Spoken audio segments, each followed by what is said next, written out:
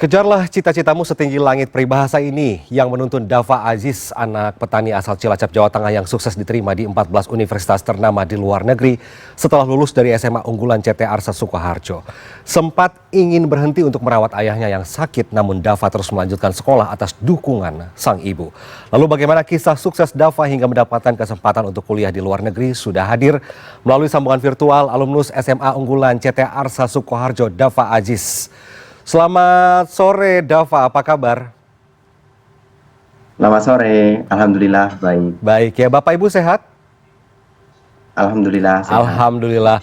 Dava, selamat atas prestasinya diterima oleh 14 universitas ternama di luar negeri. Sebelumnya Dava ikut seleksi di 17 universitas luar negeri dan 14 diantaranya menyatakan Dava lolos. Kampus mana saja yang menerima Dava dari 14 kampus di luar negeri ini? Ada 8 di Australia dan 3 di Amerika, ada 1 di Belanda dan 1 lagi di Singapura. Di Australia, dari 14 kampus yang ada, Dava memilih kuliah di mana nih Dava? Saya memilih di The University of Sydney, Australia. Jurusan? Jurusan Advanced Computing. Oke, kenapa memilih kampus ini? Karena dari 14 universitas itu peringkat tertinggi secara global pun di Sydney itu merupakan peringkat 18. Wow, ini kalau di antara universitas-universitas yang ada, 14 universitas yang menerima Dava yang dari luar negeri ini sepertinya berhubungan dengan ilmu sains ya. Memang suka dengan hal-hal yang berbau ilmu pengetahuan alam atau teknologi? Ya, betul. Oke. Lebih khususnya lebih ke matematika. Karena memang dari SMA, SMP bahkan dulu sering ikut olimpiade matematika dan memang menyadari passionnya itu di bidang sains gitu. Oke. Dava adalah anak bungsu dari 6 bersaudara. Ayah dan ibu berprofesi sebagai petani. Mungkin teman-teman di luar sana ingin tahu, cerita dong Dava, awalnya kenapa Dava bisa lolos di 14 universitas luar negeri ternama ini? Prosesnya seperti apa? Untuk bisa lolos di 14 universitas perguruan tinggi memang prosesnya Dava rasa tidak mudah karena membutuhkan waktu persiapan yang cukup panjang. Dava pun mempersiapkan ini sejak dari kelas 10. Dava sudah aktif di keorganisasian demi memperbagus portofolio Dava di bidang leadership gitu. Kemudian di bidang akademik juga Dava selalu aktif dalam kompetisi-kompetisi. Beberapa Dava juga memenangkan kompetisi seperti ISAI dan juga lomba karya ilmiah. Kemudian di beberapa waktu lalu juga Dava mengikuti event-event internasional seperti itu. Itu semua yang dibutuhkan sebagai ibaratnya prasyarat awal untuk mendaftar beasiswa. Awalnya sempat terpikir tidak bahwa Dava akan lolos begitu di universitas luar negeri yang Dava daftar? Nggak kebayang rasanya? Ya, awalnya memang rasanya mungkin kayaknya nggak mungkin deh bisa lolos di universitas ini karena selain rankingnya yang tinggi tentu ada kompetensi tertentu yang Dava rasa Dava belum sanggup gitu. Tapi alhamdulillahnya memang dari 17, 14-nya Dava berhasil diterima. Dan berakhir di pilihan University of Sydney di Australia, jurusan Advanced Computing ya? Tuh. Dava, ini kan biaya hidup dan kuliah di Australia ini tidak sedikit ya kalau kita hitung-hitung begitu.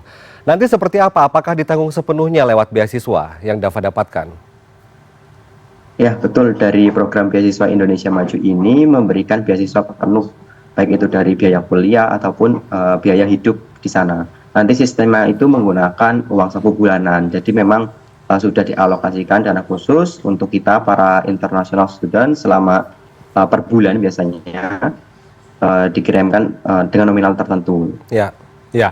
Dava, kalau kita tahu bahwa orang berburu beasiswa untuk bisa sekolah atau kuliah di luar negeri persyaratannya cukup berat begitu ya.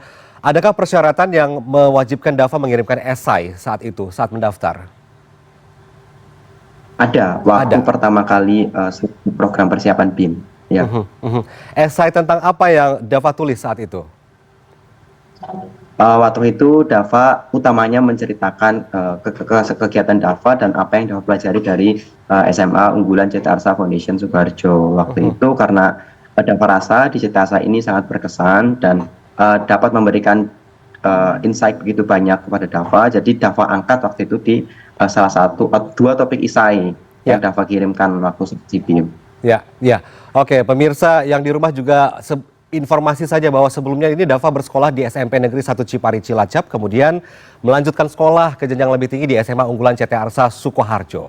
Banyak remaja seusia Dava nih di luar sana yang mungkin ingin seperti Dava. Dulu waktu Dava sekolah itu dapat beasiswa atau dengan biaya sendiri atau seperti apa dulu? Alhamdulillah untuk SMA sendiri ini di SMA unggulan CT Arsa Foundation diberikan beasiswa penuh juga, baik itu biaya hidup, keperluan sehari-hari, asrama, dan juga biaya pendidikan, termasuk seragam, buku, dan lain sebagainya. Ini diberikan selama penuh 3 tahun, begitu Kak. Oke, Dava, ini prestasi yang sangat memukau. Saya sendiri juga merasa bangga walaupun tidak kenal begitu dekat dengan Dava, tapi Dava ini bisa menjadi contoh bagi remaja lain begitu ya. Boleh tidak Dava bercerita ketika di sekolah menjalani pendidikan di tingkat SMA, bagaimana membagi waktu Dava? Apakah Dava masih membantu orang tua di, mohon maaf, Bapak dan Ibu kerja di sawah atau kebun atau apa? Bapak Ibu sebagai petani di sawah. Di sawah. Apakah Dava membagi waktu atau kerap membantu orang tua juga atau seperti apa waktu sekolah antara belajar dan dengan waktu bermain atau lainnya? Bagaimana mengatur waktu belajar Dava waktu sekolah? Kalau di SMA CT Arsa itu sendiri kan boarding school ya Kak, jadi memang Dava tinggalnya di asrama. Tapi kalau di asrama sendiri ini memang jadwalnya begitu padat ya. Kita kan harus diminta bangun itu jam 4 untuk menyiapkan segala persiapan, menyetrika, menyuci baju, dan juga nanti sholat berjamaah juga. Setelah sholat masih ada piket dan lain sebagainya, sampai ada apel pagi, sekolah, bahkan pulang sekolah pun nanti masih ada piket sore. Nanti ada jadwal kegiatan belajar malam. Nah, untuk strategi Dava sendiri ini, di tengah-tengah waktu yang begitu padat, utamanya di sekolah berasrama, Dava setelah apel malam biasanya selalu menyisakan waktu untuk mengulang kembali materi-materi yang memang sudah dipelajari hari ini. Kemudian dalam beberapa hal juga Dava masih menyempatkan waktu, misal seperti antri makan, Dava masih sambil mengerjakan beberapa soal. Ketika menunggu mulainya apel, ketika di barisan itu bahkan beberapa waktu Dava masih mengerjakan soal juga, seperti itu. Oke, ini melanjutkan jenjang pendidikan di asrama di SMA unggulan CT Arsa Sukoharjo, tinggal di sana, belajar di sana. Sebenarnya melihat prestasi yang diukir Dava sampai bisa lolos ke 14 di 14 universitas di luar negeri, apa yang memotivasi Dava sehingga Dava begitu gigih ingin mendapatkan pencapaian di titik ini? Kira-kira apa motivasinya? Motivasi terbesar? Hal utama yang memang dapat jadikan sebagai motivasi tentunya adalah kondisi keluarga Dava. Dava menyadari bahwa sebenarnya kakak Dava pun banyak yang ingin kuliah, cuma memang dari keluarga masih belum mampu secara finansial, sehingga bahkan sampai anak kelima masih belum ada yang bisa kuliah. Semuanya hanya lulus di jenjang SMA ataupun SMK. Nah, karena itulah yang benar-benar membuat Dava tergerak agar gimana caranya Dava bisa kuliah tanpa mengkhawatirkan biaya yang begitu banyak. Waktu itu Dava bilang ke ibu utamanya, Bu, Dava mau kuliah, tolong Dava didoakan agar Dava bisa kuliah. Doakan semoga Dava bisa kuliah tanpa membebani ibu secara ekonomi. Dan alhamdulillah itu semua terkabulkan. Ya, ya. Ini mirip sekali dengan cerita saya pribadi, Dava, karena saya 4 bersaudara. Hanya saya yang bisa kuliah, tapi saya melihat ada kegigihan yang luar biasa dari seorang Dava. Ini mirip sekali dari hidup saya. Ketika kakak-kakak Dava hanya sampai jenjang SMA begitu ya. Dan Dava berhasil melanjutkan tingkat SMA juga. Kemudian Anda belajar dengan sungguh, dengan gigih. Saya sempat melihat cerita tentang Dava waktu Dava di SMA. Ayah Dava sempat terkena stroke begitu. Dava sempat berpikir untuk berhenti sekolah. Bagaimana ceritanya bisa seperti itu?